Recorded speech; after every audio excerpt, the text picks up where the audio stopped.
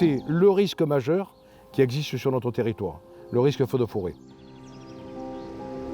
Ce qui nous intéresse, c'est d'analyser la défendabilité de ce bâti. La défendabilité de ce bâti, elle se mesure à travers 3 aspects, qui est l'accessibilité, c'est-à-dire est-ce qu'on va pouvoir accéder aux habitations, la présence et la permanence de l'eau pour permettre d'alimenter éventuellement nos engins, et surtout l'état du massif forestier, de la végétation, à travers justement le respect des OLD, parce que c'est la présence de cette végétation qui représenterait un risque pour ces maisons.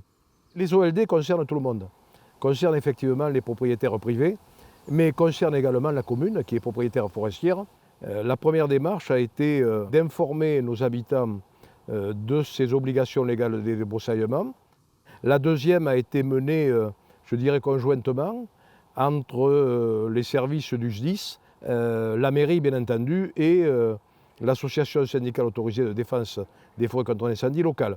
Il a été convenu, et nous étions d'accord, les 3 parties prenantes, pour dire qu'il y avait en gros 2 kilomètres qui étaient particulièrement dangereux et difficiles.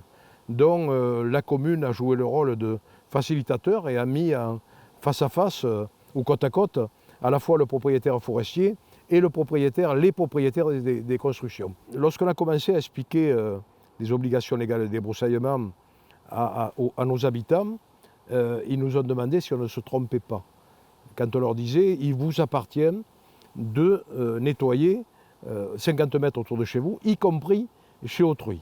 Et moi j'ai rappelé souvent l'origine de cette loi, 1985, où il était démontré que le risque partait souvent de la maison. Parce qu'effectivement, la spécificité de la réglementation forestière précise que c'est celui qui amène le risque qui a l'obligation de débroussailler. Plus de 90% des causes de départ de feu sont liées à l'activité humaine. Et donc, c'est bien cette approche de l'analyse du risque qui a décidé qu'effectivement, il appartenait aux propriétaires de la maison d'aller débroussailler pour se protéger d'un incendie. Alors, le débroussaillement, c'est une chose, mais il ne faut pas oublier un certain nombre de gestes de prudence ou de prévention. Nos anciennes populations avaient la culture du risque. Moi, je suis né sur cette commune. Quand il faisait chaud et que j'avais 10 ou 12 ans, on ne partait jamais en forêt parce qu'il y avait un risque. Aujourd'hui, ces nouvelles populations n'ont pas cette culture du risque.